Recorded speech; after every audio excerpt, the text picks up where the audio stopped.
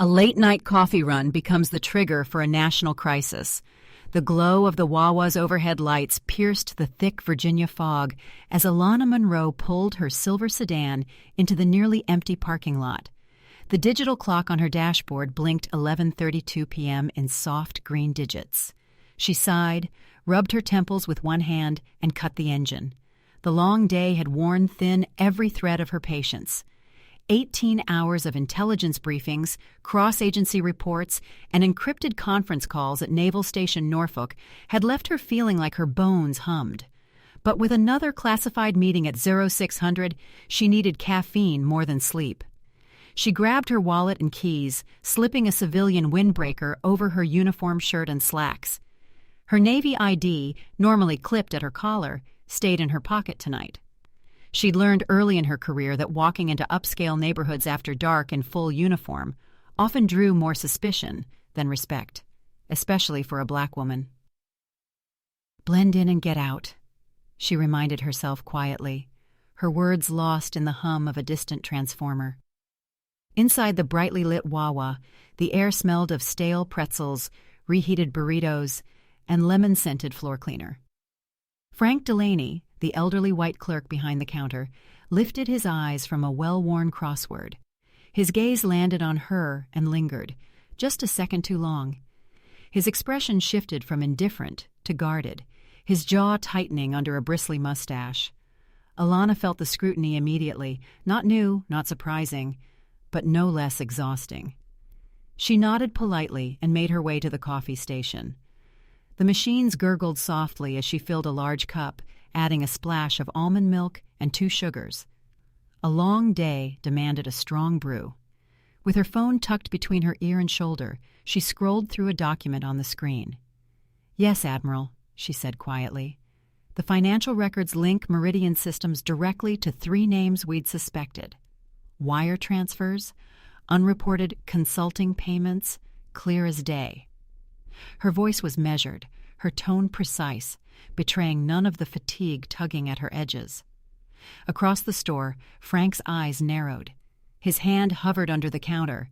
A red button, barely visible, waited beside a row of scratch-off tickets and receipt paper. His thumb pressed down. Outside, 2 squad cars from Norfolk Police Department were already patrolling nearby when the silent alarm hit dispatch. Officers Scott Brenner and Maria Reyes were the closest units. Brenner, a 42-year-old veteran of the force, was known for being by the book, at least by his own book. Reyes, 28, still carried the anxious energy of someone who believed she could make a difference. As their cruisers screeched into the Wawa lot, red and blue lights splashing against glass, Brenner stepped out, weapon already drawn. Reyes followed, a half-second behind, hand resting on her holster. They didn't know what they were walking into. Dispatch had only said, "Silent alarm, possible robbery in progress." Inside, Alana was reaching for her wallet, coffee still in one hand. The sudden crash of the door and the bark of commands froze her mid-motion. "Norfolk Police, hands where we can see them," Brenner shouted, weapon aimed directly at her chest. Startled, Alana turned slowly, both hands visible, her training kicking in. "I'm just paying for coffee," she said calmly. "I'm reaching for my ID. I'm a naval officer." Her right hand moved deliberately toward the pocket of her jacket. Brenner's jaw clenched. In his mind he saw a threat. His instincts, shaped by years of racialized fear and reinforced by a department that rarely questioned his judgment, flared. 3 shots cracked through the store. The first struck her shoulder, the second tore through her abdomen, the third embedded in the snack display behind her as she crumpled to the floor, coffee spilling like dark blood across the linoleum. For a moment, time held its breath. Reyes lowered her weapon first, rushing to Alana's side. Blood soaked through Alana's shirt, pooling beneath her. Her military ID had fallen from her pocket, skidding across the floor and stopping at Reyes's boot. "Oh, God," Reyes whispered. "She's military." Brenner stood frozen, gun still raised, his face pale. "She was reaching," he muttered. "I thought—" Frank peeked from behind the counter, his expression suddenly unsure. "She looked like someone from the bulletin." he offered weakly. The store's security cameras recorded everything. Alana's calm tone, her clear statement, her measured movement. Paramedics arrived within minutes, guided by Reyes's frantic radio calls. Alana's pulse was faint but steady. As they lifted her onto the stretcher, her phone buzzed again in her jacket pocket. The caller ID read ADM Jack Delaney. He was 3 blocks away, waiting for a report that could shake the Pentagon. And Alana Monroe was bleeding out on a convenience store floor. Her phone kept ringing as the ambulance sped through empty streets, its sirens slicing the night. The paramedics didn't know who she was, didn't know what she carried, didn't know what her blood, spilled between aisles of candy bars and potato chips, would set in motion. They didn't know that the night's silence had been broken, not by a crime, but by a mistake that wasn't a mistake at all. The ambulance turned sharply onto Brambleton Avenue, its lights reflecting off wet asphalt as it sped toward Centara Norfolk General Hospital. Inside, one of the EMTs applied pressure to Alana's wounds while the other monitored her vitals. Her eyes fluttered once, then closed again. The woman in uniform had gone silent, but the storm she left behind was only just beginning. At the hospital's emergency bay, a trauma team was already assembled. "Gunshot wounds, torso, shoulder," the EMT called out. "Patient's ID says Lieutenant Commander, Navy." The staff stiffened. A military officer, shot by local police. This wasn't routine. As the stretcher rolled through the hospital corridors, her phone slipped from the EMT's grasp and clattered to the floor. An alert lit up the screen.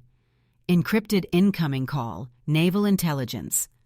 The nurse who picked it up frowned, glancing at the unfamiliar interface. She set it aside, unsure if she was even allowed to touch it. 3 blocks away, Admiral Jack Delaney checked his watch again. It was now nearly midnight. He'd worked with Monroe for over a decade. She was never late, not without a damn good reason. He called again. No answer. Back at the Wawa, yellow tape cordoned off the entrance. Officer Maria Reyes sat on the curb, hands shaking slightly as she scrolled through the body cam footage on her unit-issued tablet. It wasn't right. She had seen it clearly. Alana had identified herself, had moved slowly, had been calm, but that didn't seem to matter. She looked up as Chief Douglas Hartman pulled into the lot in an unmarked cruiser, followed by Mayor Thomas Caldwell's black SUV. Hartman stepped out, his face a carefully constructed mask of concern. "What do we have?" he asked Brenner, who was still visibly shaken. "Possible suspect turned toward her waistband," Brenner said robotically. "I followed protocol." Hartman's eyes flicked toward Reyes. "You?" he asked. "She said she was military, sir. I saw the ID," Reyes replied, voice flat. Hartman gave a curt nod.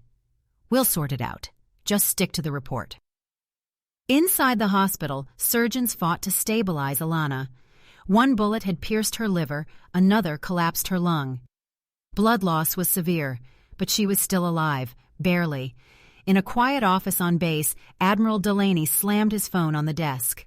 "No word," he muttered. "Something's wrong." Commander Eric Stokes glanced at the monitor, then at the Admiral. "Sir, the last ping from her phone came from the Wawa on Colonial Ave." Delaney stood, his eyes suddenly sharp. "Get me everything, and notify Hospital Command. We may have a compromised officer." As the base stirred into motion, the ripple effect had only begun. Back at the Wawa, Frank Delaney sat on a plastic chair behind the store, flanked by 2 internal affairs officers. He looked rattled now, unsure of what to say. "I thought she looked like the suspect," he muttered. "You know, from that bulletin about the gas station robbery last week." "There was no bulletin," one officer replied coldly, "and even if there was, pressing the silent alarm requires confirmation of a crime in progress." Frank blinked, mouth slightly open, but said nothing. Inside a parked, unmarked car down the street, 2 figures sat in silence.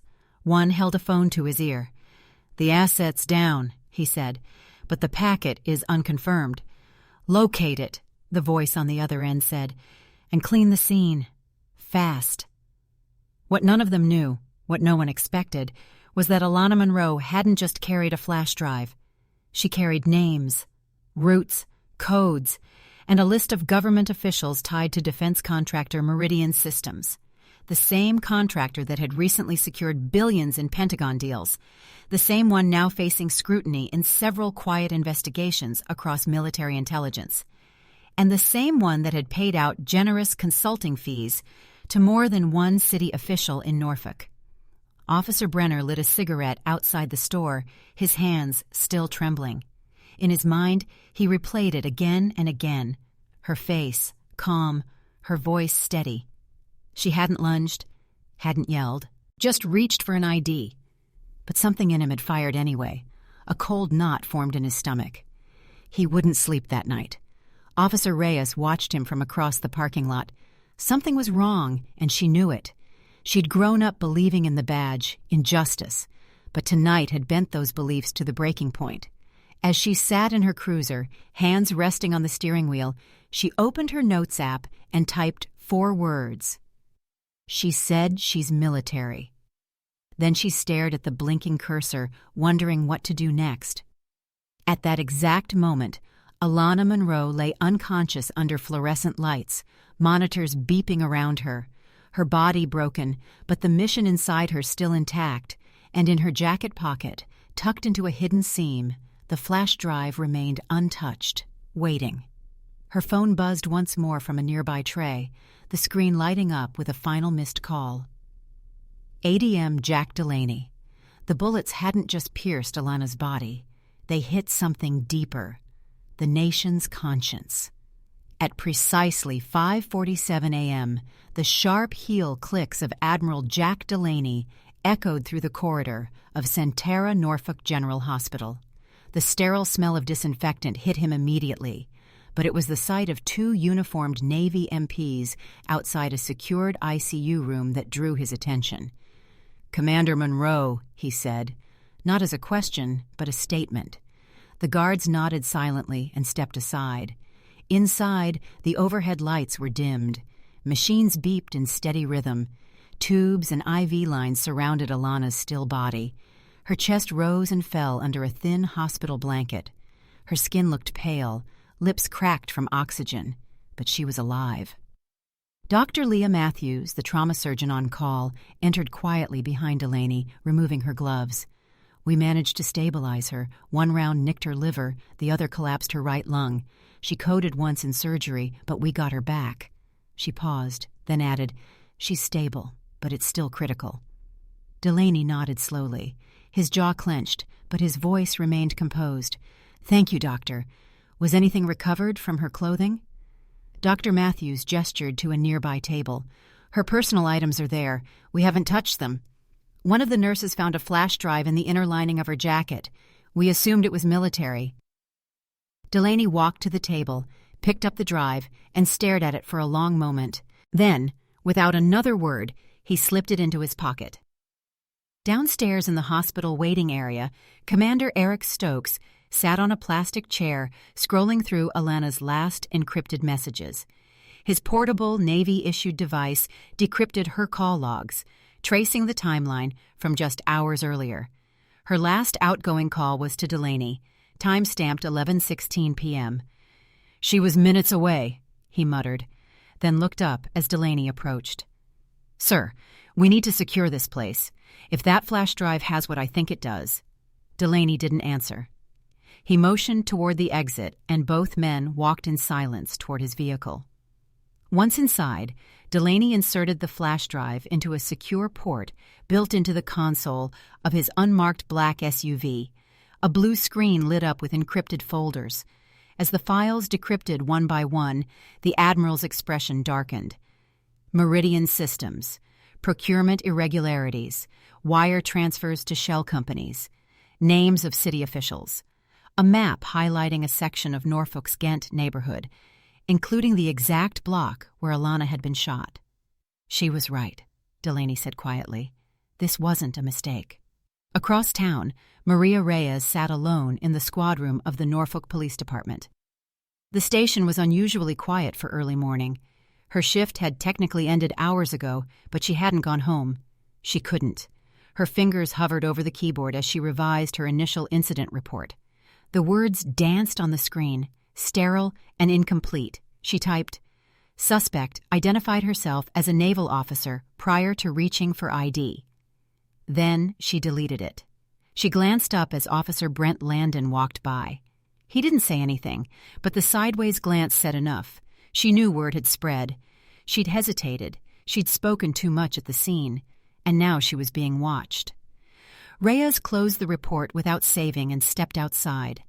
The morning sun was just beginning to rise, casting gold light on the brick facade of City Hall in the distance. She felt like she was standing at the edge of something, truth on one side, the department on the other. Inside Naval Base Norfolk, Commander Stokes printed the key documents from the flash drive and laid them across a secure table. Red lines connected officials to transactions, to shell corporations, to Meridian Systems. One name repeated in several entries, Chief Douglas Hartman. Stokes leaned back, exhaling slowly. "The city's police chief is knee-deep in this." Delaney nodded. "And Monroe was delivering all of it to us. That's why she was targeted." "She was 3 blocks from base, sir." "That's not coincidence." By 9:00 a.m., a quiet investigation had begun. Delaney authorized NCIS to begin tracing financial connections. Surveillance footage from the Wawa was requested, then immediately delayed by the Norfolk PD citing ongoing review. Back at the hospital, Alana stirred. Her eyelids fluttered. A nurse nearby leaned in quickly. "Commander Monroe, can you hear me?" Alana's lips parted slightly, her voice hoarse and barely audible. "Coffee," she whispered. The nurse smiled gently. "You're in the hospital. You were shot, but you're safe now." Alana blinked slowly. Her hand moved, reaching weakly toward her side. "Pocket, jacket." The nurse nodded. "Your things are secure. Your admiral's been here. He's looking after everything." Alana closed her eyes again. A flicker of relief passed across her face. A few blocks away, Chief Hartman stood in his office watching a muted news report on a local TV. The banner read, "Naval officer shot by Norfolk PD. Investigation underway." Reporters buzzed outside the department. Hartman's phone buzzed. Mayor Caldwell. "You need to contain this," the mayor said flatly. "I've got Meridian's people calling me already. They're spooked." Hartman's lips tightened. "I'm doing what I can, but the admiral's involved now." "Then do more," Caldwell snapped. "The last thing we need is the Navy poking around our backyard." Across town, Commander Stokes reviewed the Wawa's location relative to the naval base. The store was on a commonly used route for mid-level intelligence officers, high visibility, low suspicion. The perfect place to intercept someone unnoticed. And now they had the footage, thanks to a backdoor request through the hospital's security team. Stokes watched it on loop. Alana's calm demeanor, her announcement, her careful movement, Brenner's reaction, the shots. He paused the video at the exact frame where her ID hit the floor and slid toward Reyes's foot. "She told them who she was," he muttered. Later that afternoon, Delaney stood in the hallway outside Alana's room. Through the glass, he saw her resting. Her face, though pale and drawn, still held its usual sharp focus. He turned to Commander Stokes. "We move tonight. I want Keller's background pulled, internal complaints, disciplinary records, and I want Chief Hartman on tape." Stokes nodded. "Already working on it, sir." At the police station, Maria Reyes was called into internal affairs. Agent Stone, a man with graying temples and a clipped tone, handed her a revised version of her statement. "This aligns with department protocols," he said without looking at her. Reyes read the document in silence. The language had changed. No mention of Monroe identifying herself. No reference to the ID. No questions about the silent alarm. "This isn't what happened," she said softly. Stone looked up. "It's what the department understands happened." Reyes stared at the paper, her pulse racing. Then she folded the sheet neatly and slid it back across the table. "I'm not signing this," she said. That night, at Naval Station Norfolk, Delaney reviewed Keller's file. 6 complaints, all involving black individuals, all dismissed. He rubbed his temples.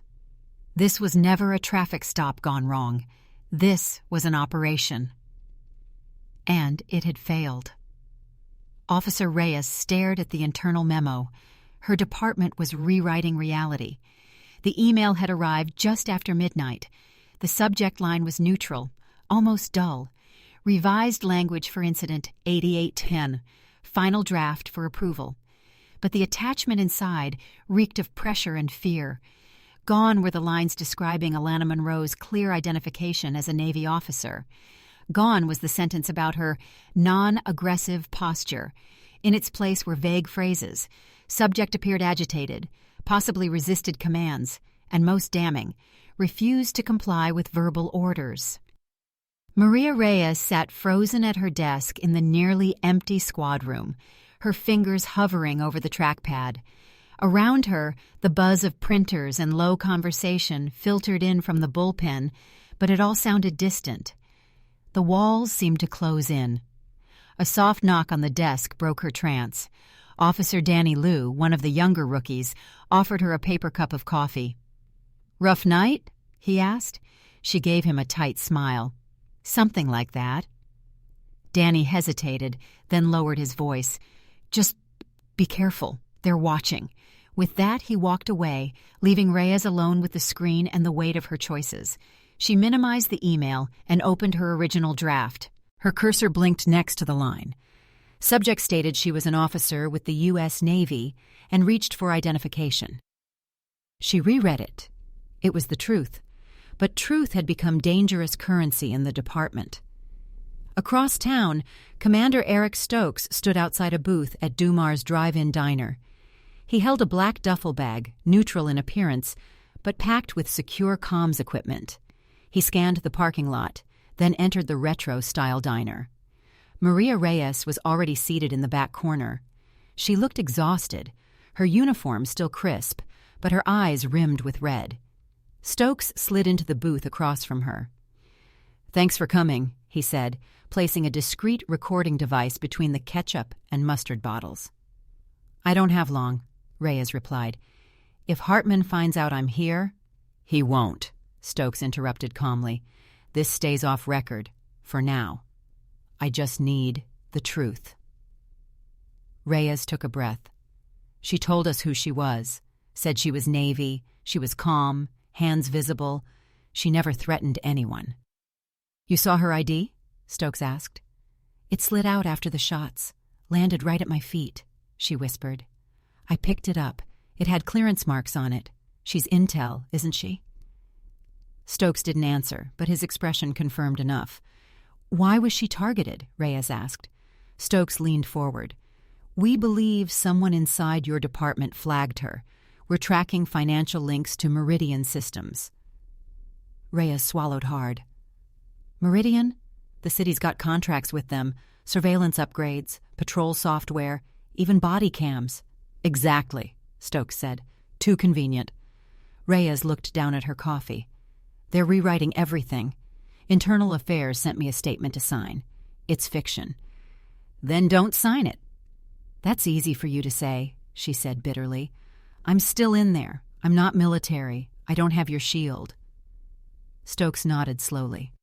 "Not yet, but we can give you protection if you're willing to testify."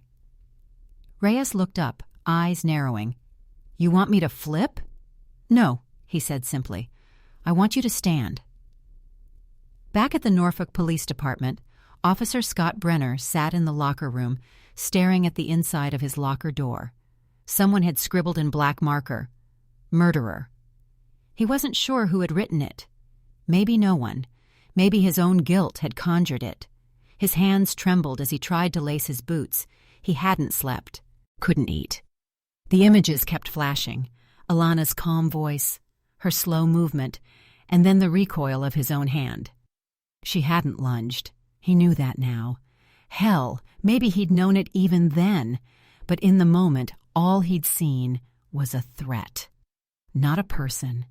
Not a woman. Just danger. And now that moment threatened to swallow everything. In the bullpen, Chief Hartman paced behind closed blinds. The department was unraveling, and Reyes was becoming a liability. He picked up his phone. "Internal's too slow," he growled. "I want eyes on Reyes. She talks. We bury her. In the community just outside the downtown corridor, Julian Banks filmed another video outside the shuttered Wawa store. His online channel, Clear Line, had exploded in views overnight. "This isn't about one shooting," he said into the camera. "It's about what they do when they think no one's watching." Protesters gathered behind him. Veterans, students, church leaders. Signs read, "Justice for Lieutenant Commander Monroe" and "We are watching now." Reyes watched the live stream from her phone as she sat in her parked car that night, heart pounding. The decision she'd made at Dumars was already in motion. She'd copied her original report onto a flash drive and hidden it behind the lining of her duty belt. Tomorrow, she'd hand it to Commander Stokes. For now, she stared at her screen and thought of the woman lying in the hospital bed, the one who had done everything right and still bled for it. The next morning, Reyes arrived at the Navy base under armed escort. She passed through checkpoints, her badge scanned 3 times. Inside a secure briefing room, she handed over the drive. Stokes plugged it in. The raw language of truth filled the screen. "She told us," Reyes said, "and we ignored it." Stokes looked at her, eyes steady. "Not anymore." That afternoon, Admiral Delaney stood at the head of a long steel table. Around him sat members of NCIS, JAG, and senior military investigators.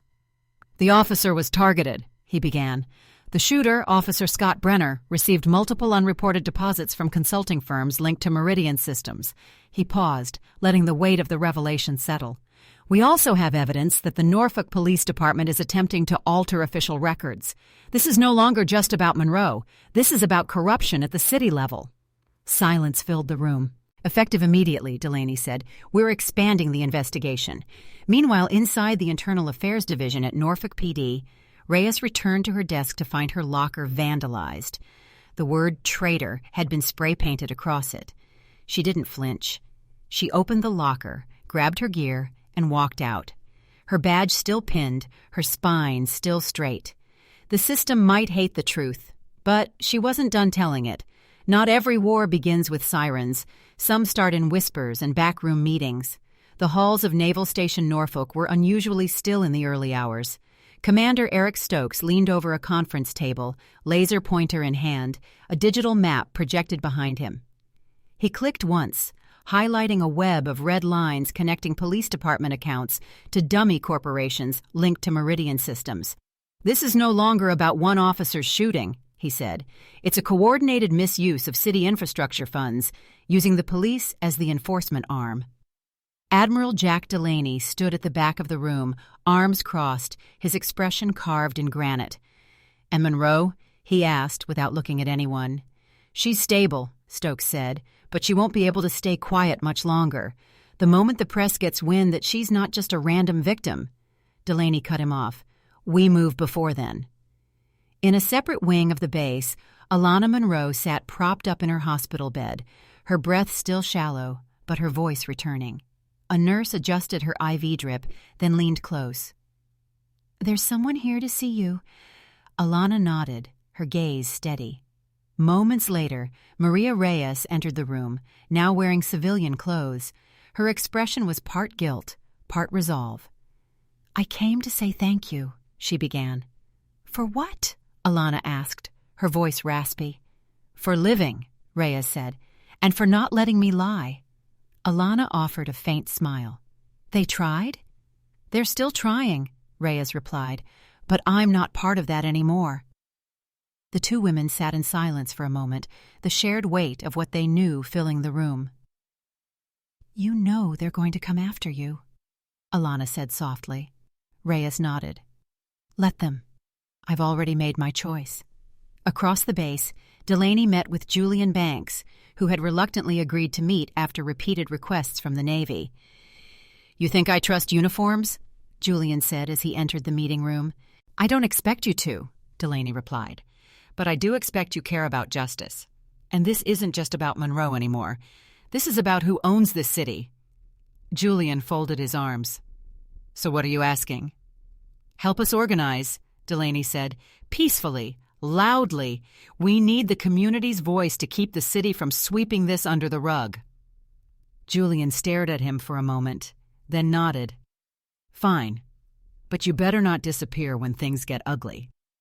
They're already ugly, Delaney said. By the end of the day, posters began appearing across Norfolk. Veterans for Alana. Small gatherings at churches and barbershops evolved into organized town halls. Julian streamed live QA sessions. Families of past victims came forward. Some were silent for years. Not anymore. Inside the Naval Intelligence Hub, Stokes reviewed new footage. Outside the Wawa, 32 minutes before the shooting, Officer Scott Brenner had parked 2 blocks away and sat waiting. He made no dispatch call. He wasn't responding. He was anticipating. They had the proof now. That evening, Reyes was moved to a safe house on base. 2 armed MPs were stationed outside 24/7. She sat in a modest guest room with plain walls and a small window overlooking the harbor. In her lap was a manila envelope, the original police body cam footage copied onto a flash drive. No edits, no omissions. She stared at it for a long time before placing it into a locked satchel provided by NCIS. Later that night, in the room next door, Alana scrolled slowly through the documents Stokes had delivered. Her IV hand trembled slightly as she used the tablet, but her eyes stayed sharp. Meridian, she muttered. Caldwell, Hartman, even Whitaker. Each name was tagged with transaction records, secret meetings, project bids that had bypassed oversight. The pieces were all there. She tapped her screen and opened a voice memo. To those I may not see again, this was never about revenge. This is about accountability, about stopping those who weaponize silence. At 2:11 a.m., Admiral Delaney received a message from Monroe's encrypted line. 3 words. We go public. By dawn, Delaney had called an emergency meeting in a small, windowless room within the Naval Command Building. Present were Commander Stokes, Maria Reyes, a legal advisor from JAG, and a civilian liaison. The air was thick with anticipation. This goes to federal court, Delaney announced. Chain of command won't be enough. The city will bury it if we don't take it higher. Reyes glanced toward the screen, showing screenshots from the body cam footage. Her face was pale but firm. Will this put me on the stand? She asked. Yes, the JAG officer replied, but not alone. You'll be joined by our own investigators, Monroe if she's cleared to testify, and a witness from the community side. Julian Banks, who had just entered through the side door, raised a hand. That'd be me. Reyes looked at him, surprised. You? She said. I figured if I'm going to talk big on live streams, he shrugged, I should show up in person too. Stokes chuckled lightly. The tension broke, if only for a second. By noon, protests had spread from the courthouse steps to the city's main square. Julian's group had linked arms with retired military who'd served with Monroe. A single long banner stretched across the crowd. She served. They shot. We remember. Meanwhile, deep inside Meridian Systems' private office tower near Virginia Beach, executive meetings were being held behind closed doors. CEO Marshall Kellerman stared at the headlines with a deep frown. How the hell did she survive? He snapped. His assistant didn't answer. The silence said enough. Kellerman turned toward a security advisor. Shut it all down. All transfers. All emails. I want 0 trace. It was too late. At Naval HQ, forensic analysts had already tracked Kellerman's encrypted messages, his burner phones, his ties to Chief Hartman, now conveniently on leave, his payments to a PAC used by Mayor Caldwell's last campaign. Everything was in motion. But it wasn't over. That evening, Alana sat upright for the first time since the shooting. She wore a standard hospital robe, her Navy dog tags resting gently against her chest. Commander Stokes handed her a slim microphone and a camera mounted on a tripod. This won't be live, he said. We'll screen it before release, but the nation deserves to hear your voice. Alana nodded. As the red light blinked on, she stared directly into the lens. My name is Lieutenant Commander Alana Monroe, she began. On October 7th, I was shot by law enforcement while attempting to present my military ID.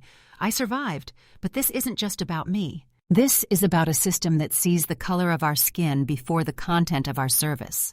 She paused. I've served this country across 5 deployments. I've gathered intelligence that has protected this nation from foreign threats. And yet, I wasn't safe buying coffee in my own city. She glanced down, collected herself. But I'm not here for pity. I'm here for justice. Not just for myself, but for every service member, every civilian, every citizen who deserves to be seen. Her voice remained steady, strong, unshaken. And I will not be silent. The red light clicked off. In the corner of the room, Delaney whispered to Stokes, "That's going viral." Outside the base, protesters cheered as portable speakers played the first few lines of Alana's speech on loop. Her face, once unknown, was now a symbol, not just of survival, but defiance. That night, a small dedication ceremony took place under the Wawa sign in Ghent. Julian Banks, Reyes, and a dozen others lit candles and placed a photo of Alana at the foot of the building. "She stood for something," Julian said to the gathered crowd. "Now we do too." And under the streetlight glow, the flame didn't flicker. It burned. Lieutenant Commander Zora Wilson hated hospitals. Not because of the pain, not even the slow, frustrating recovery, but because of the stillness. She was a woman trained for action, always moving, always thinking 3 steps ahead. Now, confined to a hospital bed, her body stitched together with staples and morphine, her mind raced faster than ever. Her eyes scanned the news coverage playing on the muted TV. Her name was everywhere. So was the lie. Officer Keller feared for his life. Suspect acted erratically. Investigation ongoing. Zora clenched her jaw. She wasn't just another suspect.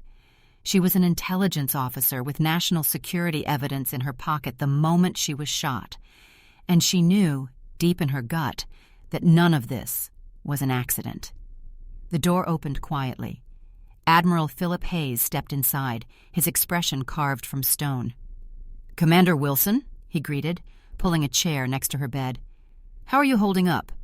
Zora offered a tight smile. Alive, annoyed, ready to burn it all down. Hayes chuckled, but it didn't reach his eyes. "Good, because what we've found changes everything." He handed her a secured tablet. As she scrolled through the contents, her face hardened.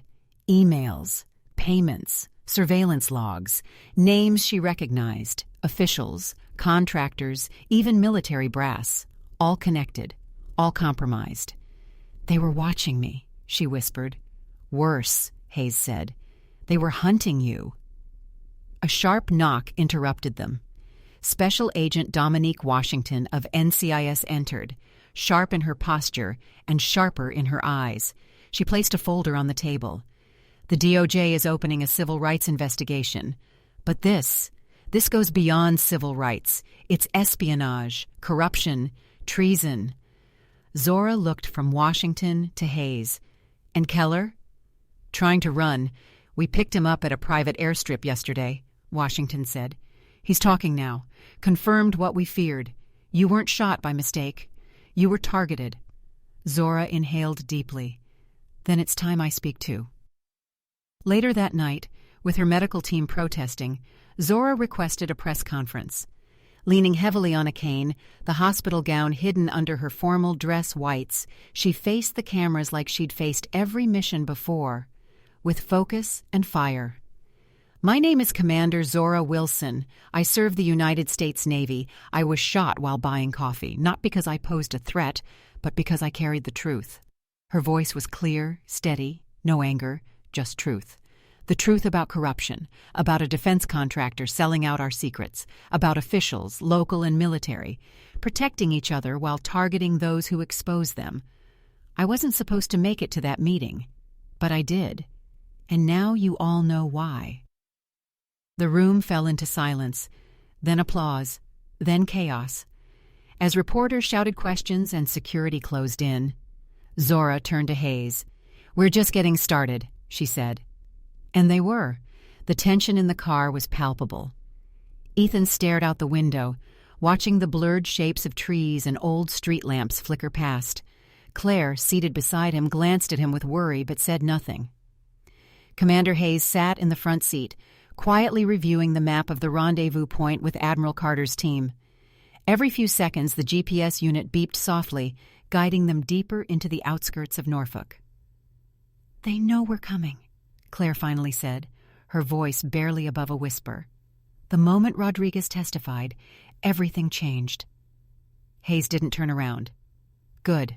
Let them know. Let them sweat." Ethan shifted uncomfortably. "Is it true that the mayor tried to flee the country last night?"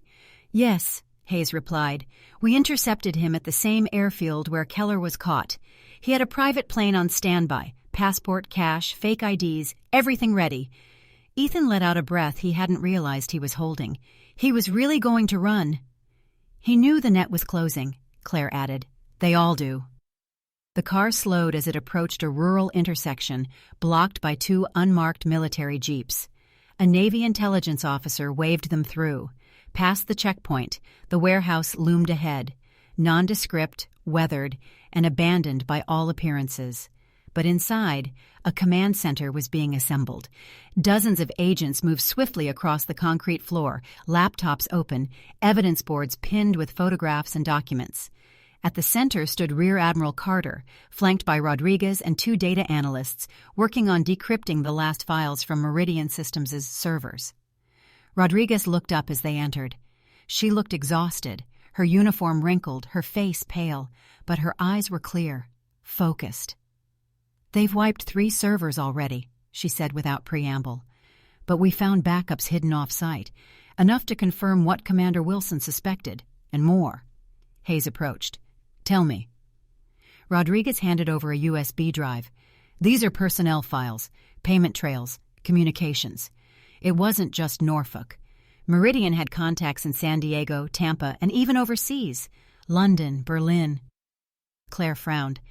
"How long has this been going on?" "Years," Rodriguez answered. "At least 7. Maybe longer." Hayes pocketed the drive. "The Secretary of Defense will want a briefing by dawn." Rodriguez nodded, then hesitated. "There's more." Everyone in the room froze. Rodriguez turned to the analyst beside her. "Show them." On the screen, an email chain flickered to life. Short, encrypted lines of text. The analyst had cracked them barely an hour ago. The sender, General Warren Maxwell. The recipient, CEO of Meridian Systems. Subject, Wilson. Message, terminate before delivery. Secure all intelligence. No media leaks. A cold silence filled the warehouse. Ethan felt the blood drain from his face. He ordered the hit on a U.S. officer. "More than that," Claire said. "He tried to kill her after she was already in custody. That hospital injection wasn't random." Hayes turned toward the exit. "Get me a direct line to the Pentagon. We need arrest warrants, and we're bringing Maxwell in. Tonight." Rodriguez grabbed her coat. "I'm going with you." The Pentagon briefing room was unusually quiet for 3 a.m. Inside, Admiral Hayes stood at the head of a secure conference table, flanked by Rear Admiral Carter, Agent Dominique Washington, and Commander Zora Wilson, who, despite doctor's orders, had insisted on attending in person. She sat in a wheelchair, dressed in navy formal blues, her medals pinned tight to her chest, and her eyes scanning every face in the room like a seasoned tactician. A Navy nurse hovered discreetly behind her, just out of frame. "Before we begin," Hayes said, "I want it on record that this briefing will be entered into both military and federal legal proceedings." Nods around the room. Washington connected her tablet to the projector. "What you're about to see confirms premeditated conspiracy to suppress, silence, and assassinate a federal officer in possession of classified intelligence on U.S. soil." The email chain from General Maxwell displayed across the room. Gasps, frowns, a few heads bowed. The implications were seismic. Zora's voice broke the silence. "He didn't just order it," she said, calm and sharp. "He organized it. Keller pulled the trigger, but Maxwell signed the death warrant."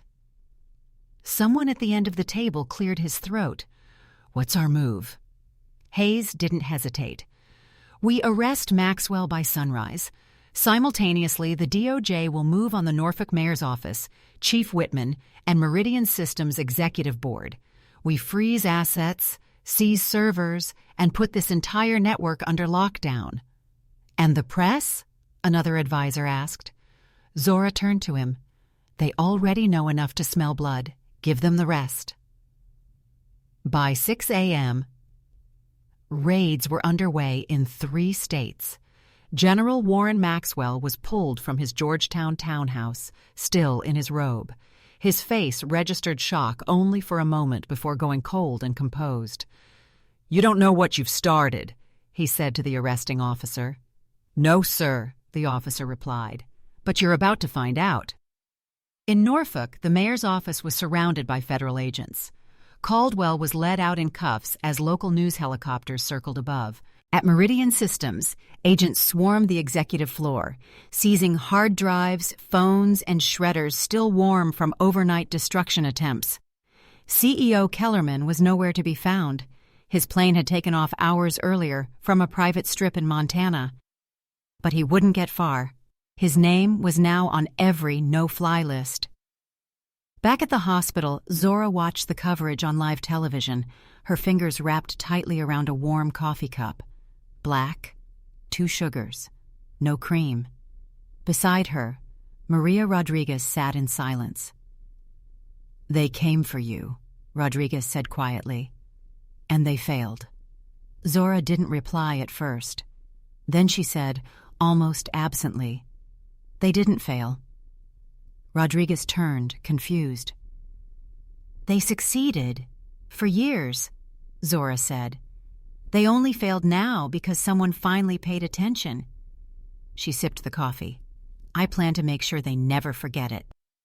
6 months later, the air in Washington, D.C. had changed. Maybe not cleaner, but heavier, with consequence. In the massive rotunda of the Dirksen Senate Office Building, Lieutenant Commander Zora Wilson stood once more in full uniform. Her medals were polished, her posture unshakable. But there was something different about her now. Not broken, not bruised, just, tempered, hardened in fire, sharper than ever. Around her, the seats filled with journalists, veterans, activists, and congressional aides. C-SPAN cameras rolled. The hearing was officially titled Oversight Committee on Domestic Security, Law Enforcement, and Intelligence Interference. Unofficially, everyone knew what it was, the reckoning. Zora had testified twice already behind closed doors. But today was public. Today was meant to be heard. Senator Elaine Rourke, chairwoman of the committee, adjusted her glasses and leaned into the mic. "Commander Wilson, thank you for your service and for your courage." Zora nodded. "Ma'am," Rourke continued, "we've reviewed over 1,000 documents, interviewed over 50 witnesses. What started as a use-of-force incident has unraveled into a national security breach. We now understand this was a coordinated effort to silence you. My question is simple. Why do you think they wanted you gone?" Zora didn't flinch. "Because I was inconvenient." The room held its breath. "I was inconvenient to a system that profits off silence. A system that protects contracts over civilians, reputations over truth. And because I didn't play along, because I asked questions, they sent a bullet instead of a reprimand." Senator Rourke blinked, slowly.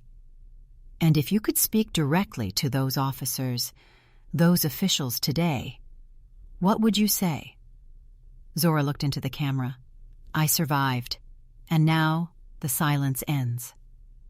The audience didn't clap. They didn't need to.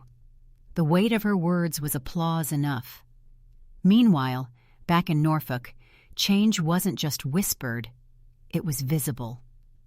The police department, now under federal receivership, had an entirely new leadership structure. The interim chief, a black female former Marine colonel named Audra Bishop, walked the halls with quiet authority. Her policies had already led to a 67% drop in officer complaints and a full overhaul of training programs. Meridian Systems was dissolved. Its board members faced federal charges. 3 had already accepted plea deals. Kellerman, still hiding in South America, was being tracked by Interpol. The mayor? Caldwell took a plea deal.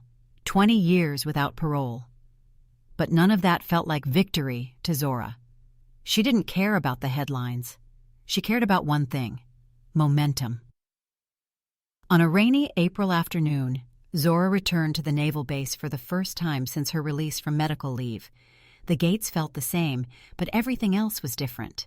People nodded at her with a mixture of respect and caution, not out of fear, but awe. She walked slowly toward her old office, cane still in hand, but steps steadier now. Inside, she found Commander Stokes already waiting with 2 mugs of coffee. "Welcome back," he said. Zora smiled faintly. "You didn't have to wait." Stokes shrugged. "I wasn't sure if you'd come back." "I wasn't either." They sat in silence for a moment. Then Stokes asked, "So, what's next?" Zora looked out the window. The flag swayed against a gray sky. "Justice isn't a moment," she said. "It's a long fight." Stokes raised his cup. "To long fights." They toasted in silence. That night, at a small community center in Norfolk's Park Place neighborhood, Zora stood in front of a modest crowd. No cameras, no headlines, just people, families, students, retired service members. She told them what happened, not the sanitized version, but the truth. She told them how she survived, and more importantly, she told them what she planned to do.